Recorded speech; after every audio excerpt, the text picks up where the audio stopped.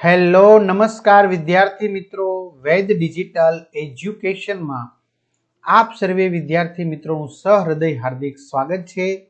આજે આપણે ધોરણ 6 વિષય ગુજરાતી વાર્ષિક પરીક્ષા 2026 નું 80 ગુણના પેપરની ચર્ચા કરવાના છીએ।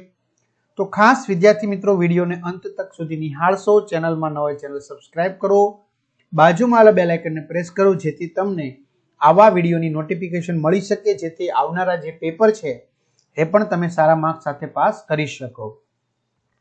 તો પ્રશ્ન 1 આપેલા પ્રશ્નોના જવાબ બે વાક્યોમાં લખો। એમાં પહેલું, પરોપકારી મનુષ્યો પાઠમાં કોની સલાહ હસવા જેવી લાગી?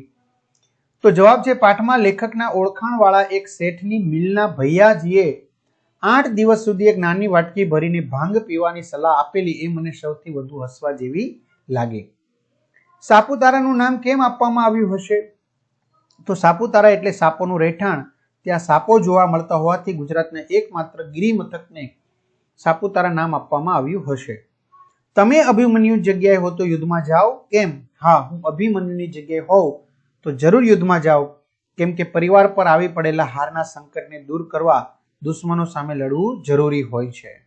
આગળ, ઘણા બધા વિદ્યાર્થી મિત્રોની કમેન્ટ આવે છે કે સર અમારા આવા પેપર સોલ્યુશન સાથે જોઈએ તો સારા એવા માર્ક્સની તૈયારી માટે। જો મિત્રો તમારું પેપર તમારી હાથમાં આવે ત્યારે જ તમને ખબર પડે, પણ હા, આપણે પેપર સોલ્યુશન વાળા એટલા માટે મૂકીએ છીએ કે આ પ્રમાણેની તમે તૈયારી કરો તો આમાંથી ઘણું તમને પૂછાતું હોય છે, જે તમને સારા માર્ક્સમાં મદદરૂપ થાય છે।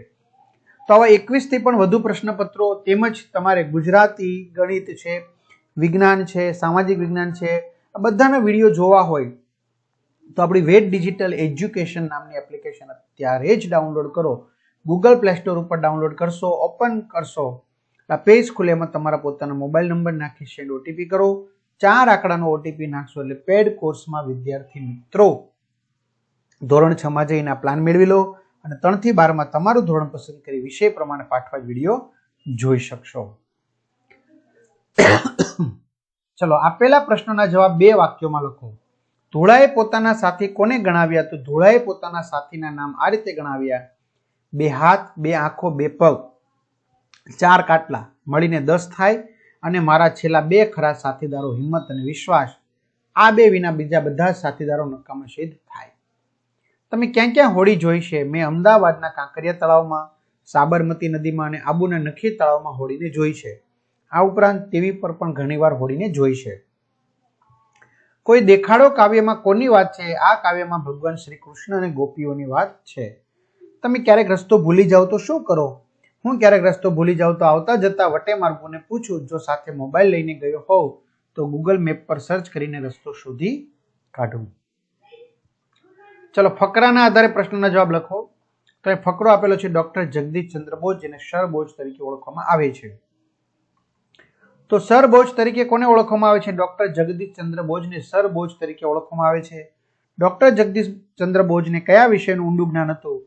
જગદીશ ચંદ્ર બોઝને ભૌતિક વિજ્ઞાન, જીવ વિજ્ઞાન અને વનસ્પતિ શાસ્ત્ર તથા પુરાતત્વનું ઊંડું જ્ઞાન હતું। કોને રેડિયો વિજ્ઞાનના પિતા કહેવામાં આવે છે? ડોક્ટર જગદીશ ચંદ્ર બોઝને। જ્ઞાન શબ્દનો વિરોધી શબ્દ અજ્ઞાન। ડોક્ટર જગદીશ ચંદ્ર બોઝે કયા વિષય પર મહત્વની શોધ કરી? ડોક્ટર જગદીશ ચંદ્ર બોઝે રેડિયો અને સૂક્ષ્મ તરંગો ઉપર કામ કર્યું, ઉપરાંત વનસ્પતિ વિજ્ઞાન પણ તેણે મહત્વની શોધ કરી છે। ચલો, કાવ્ય પંક્તિનો વિચાર વિસ્તાર કરો, કોઈ પણ બે। ઘરનું નાનું આંગણું ગમે મોકળું મોટું વન, કોઈનોય રંજાડ નહીં ને ખેલવા મળે દન, જે પાઠની કાવ્ય પંક્તિ આધારિત છે, જે અહીં આપણે લખેલું છે, જે તમે પીડીએફ મેળવીને વાંચી શકશો। નહીતર મિત્રો વિડીયો ઘણો મોટો બને એટલા માટે। છેલ્લા સાથી 2 ખરા હિંમત અને વિશ્વાસ, એ બે વિના બીજા બધા થાય નકામા ખાસ। ધુલાની વાત છે, એ આપણે ખબર છે। એકવાર સડ ભર્યા ફૂલ્યા ને વાયરા ખુલ્યા, કે હોડીને દૂર શું નજીક શું, એ પણ વિડીયો પોઝ કરીને તમે લખી શકો છો, વાંચી શકો છો, અથવા તો પીડીએફ માંથી મેળવી શકો છો, તમને જે અનુકૂળ આવે તે। ચલો, ખાલી જગ્યા પૂરો। રાધાએ આખો દિવસ વાંચન કર્યું। જો આખી રાત આવત, બરોબર, રાત આખી આવત તો રાત આવત। જયશ્રી રોજ વહેલી ઉઠે છે। સિંહને જોઈ મને બીક લાગે। જાદુ તો જાદુ, એ રીતે નવું તો નવાઈ ભર્યું। સૂચના મુજબ શબ્દ સંવટ એક શબ્દ, થાંભલા જેવું ઊંચું ચણતર મિનારો, હરાવી ન શકાય તેવો અપરાજય, સાચો શબ્દ લખો, હતાશ તો નિરાશ, શેરી તો ફળિયું. વિરોધી શબ્દ લખો, રાત, દિવસ, સુખી, દુખી. આપેલા વાક્યનું કાળ પરિવર્તન કરો. રાધા પ્રવાસે જશે, વર્તમાન કાળમાં ફેરવો, રાધા પ્રવાસે જાય છે. વિશાલ ભોજન કરે છે, ભૂતકાળમાં ફેરવો, વિશાલે ભોજન કર્યું. જીનલ નિશાળે ગઈ, ભવિષ્યમાં ફેરવો, જીનલ નિશાળે જશે. ભક્તિ ટપાલ લખશે, વર્તમાન કાળમાં ફેરવો, ભક્તિ ટપાલ લખે છે. મારી માતા ટેસ્ટી ભાત બનાવે છે, ભૂતકાળમાં ફેરવો, મારી માતાએ ટેસ્ટી ભાત બનાવ્યા. ચાલો, વ્યક્તિવાચક, સમૂહવાચક, જાતિવાચક, દ્રવ્યવાચક, ભાગવાચકમાં વર્ગીકરણ કરો. તો દ્રવ્યવાચકમાં આવશે ઘઉં, ઘી. જાતિવાચકમાં ઝાડ, પશુ. ભાવવાચક દયા, પ્રેમ. વ્યક્તિવાચક રામ, નરેન્દ્ર. સમૂહવાચક ટોળું, સૈન્ય. આપેલ વિશેષણ, ક્રિયા વિશેષણનો ઉપયોગ કરી અર્થપૂર્ણ વાક્ય બનાવો. હોશિયાર, દર્શ એક હોશિયાર વિદ્યાર્થી છે. ડરપોક, ડરપોક બાળક અંધારામાં બહાર જવાનું ટાળે છે. સુંદર, પ્રાંજલે સુંદર ચિત્ર બનાવ્યું. ધીમેકથી, દીકરાએ ધીમેકથી દરવાજો ખોલ્યો. શાંતિથી, બાળકો શાંતિથી પાઠશાળામાં બેસી રહ્યા હતા. ભાવ દર્શાવતા યોગ્ય શબ્દનો ઉપયોગ કરી વાક્ય પૂર્ણ કરો. પ્રાણી સંગ્રહાલયમાં પ્રાણીઓ પાંજરામાં હોય તેથી બીક ન લાગે. વર્ગમાં ગંદકી જોઈ સાહેબ ખૂબ ગુસ્સે થયા. ભિખારીને જોઈ મને દયા આવી. પ્રથમ ઇનામ મળતા મને ખૂબ આનંદ થયો. જાદુનો ખેલ જોઈ મને ખૂબ નવાઈ લાગી. પ્રવાસમાં ફરવાની મંજુને ખૂબ મજા આવી. ચાલો, ફરી પાછા આવા ભાવવાચક શબ્દોથી વાક્ય બનાવો. આનંદ, નરેશનો પરીક્ષામાં પહેલા આવતા પિતાને આનંદ થયો. દુઃખ, મીના પરીક્ષામાં ફેલ થતા તેને ઘણું દુઃખ થયું. ગુસ્સો, રવિ રમતમાં હારી જતા તેને ગુસ્સો કર્યો. ખુશી, સીમાને નોકરી મળતા ખૂબ ખુશી અનુભવી. દયા, પોપટને પાંજરામાં જોઈ મને તેમના પર દયા આવી. નવાઈ, મારા મિત્રની સફળતાને જોઈને મને મોટી નવાઈ લાગી.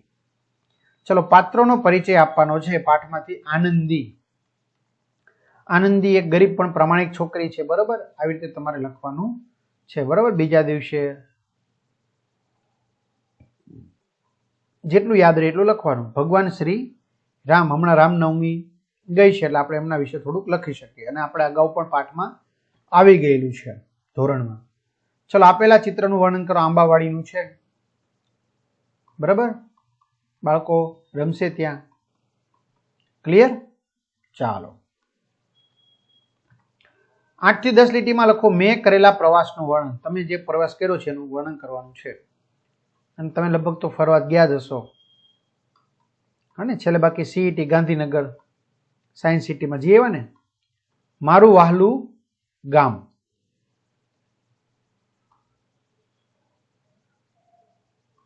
મારો પ્રિય તહેવાર, નવરાત્રી, દિવાળી, જે હોય તે.